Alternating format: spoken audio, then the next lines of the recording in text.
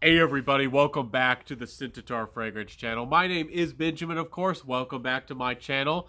We're going to be talking about Dolce&Gabbana K today. If you want to support me in my channel, if you want to support the work I do, of course, please like, comment, subscribe, and hit the notification bell down below.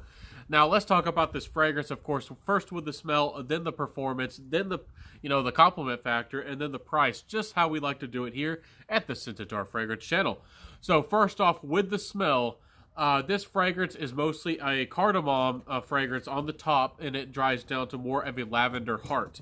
This might sound very familiar because, yes, it's going to remind you a little bit of L'Eau de Nuit de l'Homme right off the bat. If you know L'Eau de Nuit de l'Homme, if you're familiar with it, it's a cardamom fragrance. Cardamom is a seed pod that's usually used in Middle Eastern desserts, sometimes coffee and the like. It's a very fresh, lively, cheerful spiciness that's not too deep or heavy, or it's not exactly a sharp spiciness. It's more of a mellow, easygoing spiciness. It often has a duo. It's often used with lavender because it's such a nice duo. It's, certain notes, just like rose and oud, are kind of perfect, and cardamom and lavender, I think, are also some of those notes that are very complementary. The cardamom lending a smooth, nice, refined, understated kind of spiciness, and the lavender adding a heart to the fragrance, some density, some freshness off the top maybe, but then when it dries down, it adds a nice body to the fragrance, and it's calming. So overall, it's a nice fragrance DNA. It's not a terrible fragrance by any means, and we're going to get more into that with the price and the compliment factor, but it's a tried and trusted DNA. I think Dolce & Gabbana wanted to put their foot out, put their best foot forward, get a fragrance out there, just like every brand wants their version of a Ventus. A lot of brands want their own version of L'Eau de Nuit de l'Homme. For a date night fragrance, for a seductive fragrance, they know that DNA is trusted and true. Just about every brand out there, it has a version of that fragrance, or probably will have their own version of L'Eau de Nuit de l'Homme. Jean Paul Gaultier with the Essence fragrances, I believe it's called. And there's a number of other fragrances. C.H. Man Privé by Carolina Herrera. There's a number of fragrances inspired by L'Eau de Nuit de l'Homme. Is this fragrance different, or is it just run-of-the-mill? It is a little bit different. It tries to be a little bit more classic and mature, I feel. I'm not sure if they were trying to make this fragrance a opulent or refined fragrance that was really classy or maybe resinous. I don't think that they were going for that. If they were, they certainly did not make a classic kingly, lordly style fragrance, in my opinion. And it is a little bit more for the mature or refined, perhaps gentlemen out there. I feel the lavender is a little bit more heavy-handed and has a little bit more of a serious tone to it. The herbaceous dark green notes, I think it's sage, it could be basil, but it, that comes through in a nice way. But again, that does lend a little bit more of a maturity to the fragrance. If you're not familiar with that note, just think of Bentley Intense, that has, I think, a lot of sage to it. Anyways, it's a nice fragrance. It's not terrible. One of the big negatives, now we're going to jump into performance, is that this fragrance isn't a very long-lasting fragrance. It's not a terrible performer. It's more of a 6-hour fragrance, maybe 7 hours. Maybe if you spray it on clothes, if you spray a lot, maybe you can get 8. Is it terrible? I wouldn't say so. If you compare this to YSL's, L'Eau de Nuit de l'Homme, L'Eau de Nuit de l'Homme often will give you, because of all the reformulations and the changes, it's really a 4 or 5 hour, if you're lucky, 6-hour fragrance. So this gives you a little bit better performance than L'Eau de Nuit de l'Homme, maybe just a little bit, but it feels a little bit more transparent. Dolce & Gabbana K feels a little bit more transparent. It might last a little bit longer than the L'Eau de Nuit de l'Homme, but I don't know if it projects as, much more. The real winner out of this bunch is probably, again, C.H. Man Privé. And y'all know that I feel that Tuxedo by none other than Alexandre Fragrances, I feel like it has a similar tone and vibe to all these fragrances, and I think it has the best performance and the best smell of the bunch. Of course, that's my opinion, of course.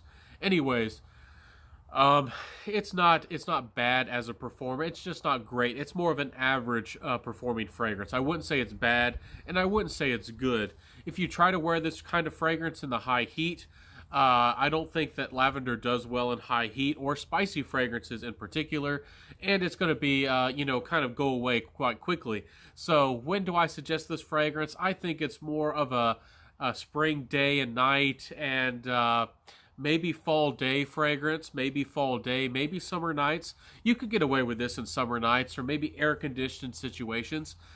This fragrance, let's jump into the compliment factor. This fragrance would be just at home. It'd be just right for maybe a gentleman or maybe a businessman who wants something laid back, refined, maybe a little bit on the seductive side, but not overtly so, not trying to beg for attention or seduce your workmates or anything like that. It's more of a fragrance with a little bit of charm, but not overtly so. Now, it doesn't beg for attention. It's not trying to be a big charmer and sweep anybody off their feet, but it has a little bit of that character.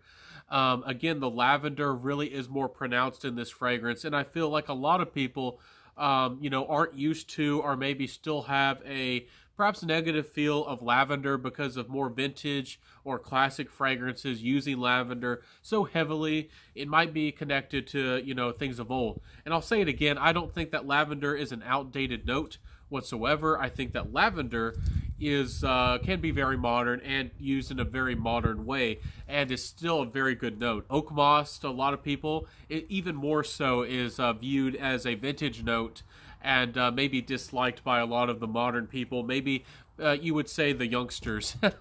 Anyways, not a bad fragrance, again, performance and compliment factor wise, but is it a good compliment fragrance? No. If you're going for compliments, still go for your Sauvage, still go for your Invictus Aqua, still go for your Ultra Mall by Jean Paul Gaultier. If you're a younger man and you just want compliments, that is certainly the right way to go. But again, if you want a more understated fragrance, if you're more of a mature guy and you kind of like the La Nuit de L'Homme, but you don't like how young it feels, you might be at home with this fragrance, because I do feel like it's a little bit more mature. I think that other people feel that the times I tested it. It's a little bit more of, just a tiny bit more mature. I'm not saying it's dated, and I'm not saying it's old by any means. It's still a good fragrance. But let's jump into the price now. The price of this fragrance, y'all know, is about $80 or so. It's still fairly new. It was released later last year in 2019. So this fragrance is not going to be heavily discounted. It's just not, you can't find it on the cheap side yet.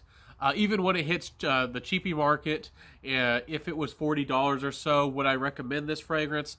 Not really, unless you're a gentleman and you want a more, classic, soft, spicy lavender fragrance with a little bit more of that, masculine, green aspect to the fragrance.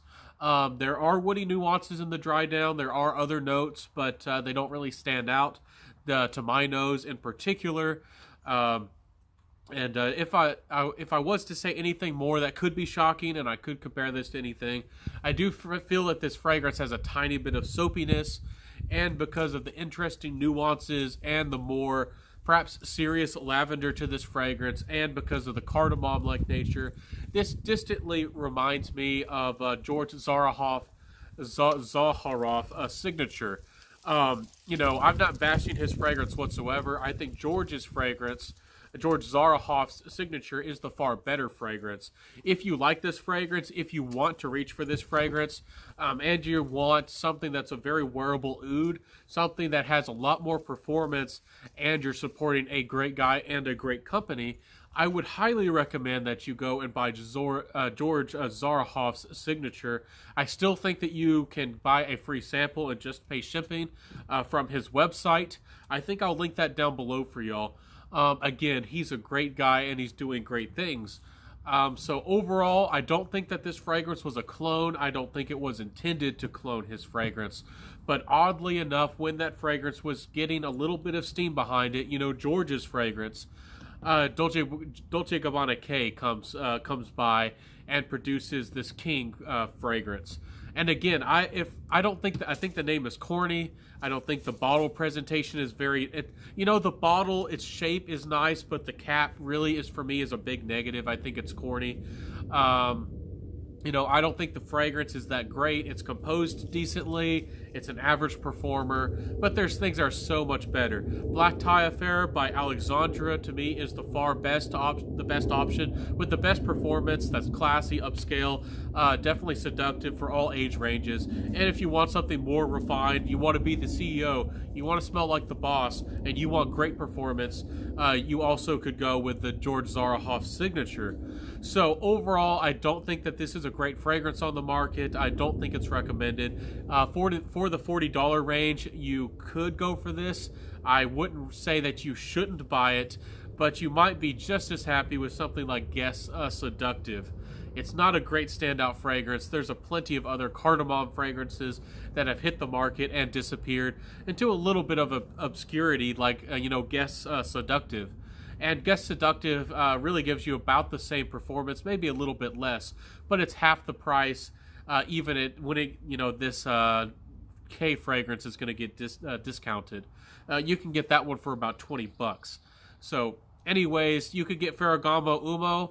There's plenty of other good cardamom fragrances. That Ferragamo, F Black, F Black will give you serious performance, and it'll do a good job for you.